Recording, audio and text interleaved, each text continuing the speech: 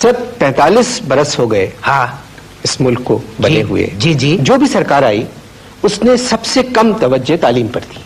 अभी मैं जवाब में इसके मैं आपसे एक सवाल कर सकता हूँ जी। अभी आप मेरे को बताओ, आप खुद भी पढ़े लिखे आदमी हो, आपके हम टीवी पे देखते हैं प्रोग्राम। अभी ये बताओ आपके हमारे मुल्क में कितने % लोग जो है वो पढ़े लिखे हैं? सर 13% लोग। अल्लाह आपका भला करे। 13 नहीं जी। और गैर पढ़े लिखे कितने हैं? सर 87% अच्छा, अब आप मेरे को ये फरमाओ कि ये तवज्जो जो है किस पे देना चाहिए? सर 87%। इसीलिए हुकूमत जो है तालीम पे तवज्जो नहीं देती है। अच्छा सर।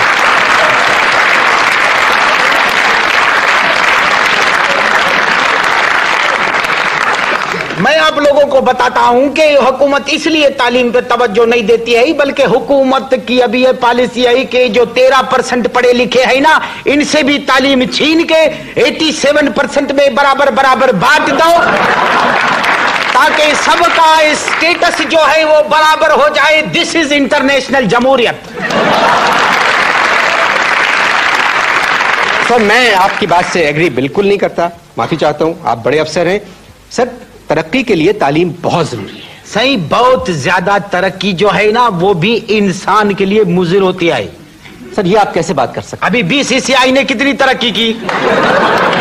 रात को आदमी करोड़पति सोया है, सुबह चाय का पत्ती उठाए।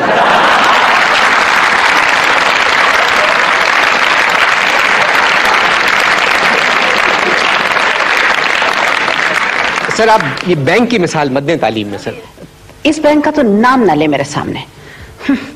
अख्तर ने मुझसे पैसे छुपाए, वो गए। मैंने अख्तर से पैसे छुपाए, वो गए। हद होती है। अब तो पान वाले पान लपेट कर दे रहे हैं उनके चेकबुकों में। हाँ, एक दूसरे से फैमिली के अंदर अगर यही सब छुपाई बाजी होगी तो पैसे ऐसे ही जाएंगे नहीं।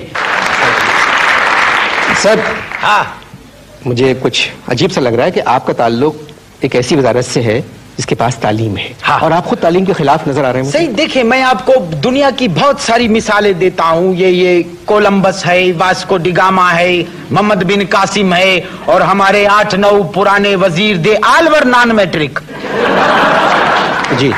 सही, मशहूर होने के लिए तालीम जो है ना वो जरूरी नहीं है बिल्कुल भी। इसमें मुकद्दर की बहुत काउंट होता है, मुकद्दर काउंट होता है। समझ में आई बात? जी, है जी, जी। अभी देखो मैं आपको अपनी वाइफ की मिसाल देता हूँ। MBBS किया है, डॉक्टर है वो जी। अभी ये 5 साल उसने इसमें लगा दिया। नहीं, अगर शादी पहले हो जाती तो ये 5 साल वेस्ट होने से बचते ना हमारे। सर तालीम औरत का जेवर है। जेवर, जेवर, बिल्कुल सही कहा आपने। मैंने जब BA पास किया था ना तो ये सारा जेवर मुझे अब्बा जी ने बनाया था। नहीं, तालीम जेवर से मैं कुछ और बात कर रहा था बेगम साहब। मैं आपसे भी बात करता हूँ। साईं ये बताएं कि कुछ पॉलिसी वगैरह है एजुकेशन की सरकार की? सही, पॉलिसी है, एजुकेशन की पॉलिसी है। सरकार ने पॉलिसी बनाई है। स्कूल भी खोलने हैं, कॉलेज भी खोलने हैं, यूनिवर्सिटीज भी कायम करनी है, तनख्वाह भी बढ़ानी है। हुकूमत ने वायदा भी किया है, लेकिन एक छोटी प्रॉब्लम है। सर क्या प्रॉब्लम है? प्रॉब्लम यह है कि सरकार को याद काउंट दिलाए कि उसने वायदा किया है।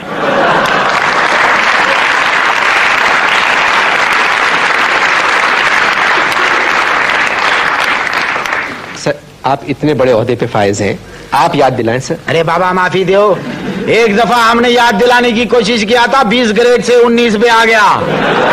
And by god I don't like 18। तो ये करें आप कि आप ये वजारत छोड़ दें। है? आप एजुकेशन मिनिस्ट्री छोड़ दें। फिर किधर जाए? दूसरी वजारत में जाए?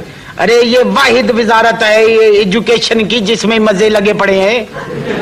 ये दुनिया का वाहिद मुल्क है, मैं आपको बताता हूं, जिधर सिर्फ 3 महीने एजुकेशन होती है, बाकी 9 महीने मजे लगे पड़े हैं।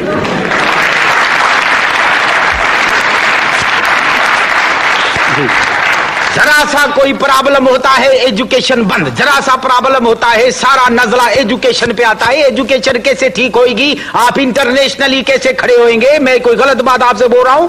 और फिर इसी दरमियान में फॉरेन ट्रिप भी लगा देते हैं आपके लिए। हाँ। अच्छा, एक बात बताएं। हाँ, ये जो छोटे छोटे स्कूल खुले थे गरीब बच्चों के, इनका क्या हुआ? ये बुझ गए। सही, ये बुझ गए। ये किसी और पावर के बल्ब थे।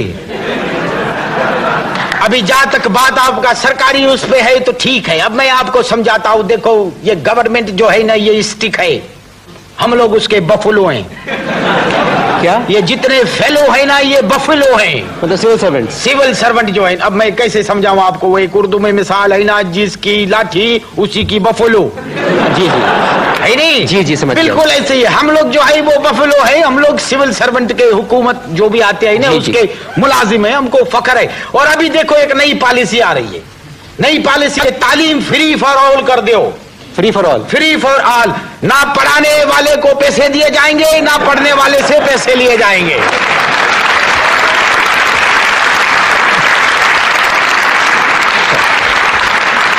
और मैं आपको अनवर मकसूद साहब ये चैलेंज करता हूं कि इंशाल्लाह हम लोग फर्स्ट इन एशिया होंगे कि जिसकी मर्जी आए पढ़ाए, जिसकी मर्जी आए पढ़े। Free for all. बताओ सही।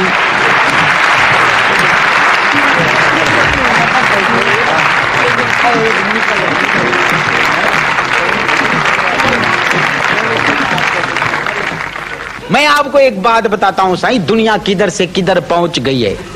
हम लोग एजुकेशन पे ही लगे पड़े हैं। Education education education. अरे साईं खुदा को मानो, ये हम लोगों को फिलासफर पैदा करने हैं, हम लोगों को स्कॉलर पैदा करने हैं, डॉक्टर पैदा करने हैं, इंजीनियर पैदा करने। ये छोटे छोटे ये एजुकेशनिस्ट पैदा करके आप इंटरनेशनल लेवल पे आप मुकाबला नहीं कर सकते। मैं सही जाता हूँ एजुकेशन कॉन्फ्रेंस में world over, Bhutan, Sri Lanka, Norway, इधर उधर दुनिया भर। भूटान में मेरे को याद आया, भूटान में तो अजीब सिस्टम है सही। उधर मुसाफिरों की चेकिंग जो है नहीं ऐसी तरीके से करते हैं, मेरी 4-5 दफा चीख निकलते निकलते रह गई सही। जी जी। मैं बोला बाबा ये तुम क्या किस तरह का चेकिंग? तो वो बोला इधर का तरीका कहीं यही है। सही हम लोगों को जो है नहीं फिलासफर पैदा करने हैं, हम लोगों को एजुकेशनिस्ट पैदा करने हैं, स्कॉलर पैदा करने हैं। बहुत सही कहा आपने। प्लीज सर मैं बात कर दूं जरा से। मुझे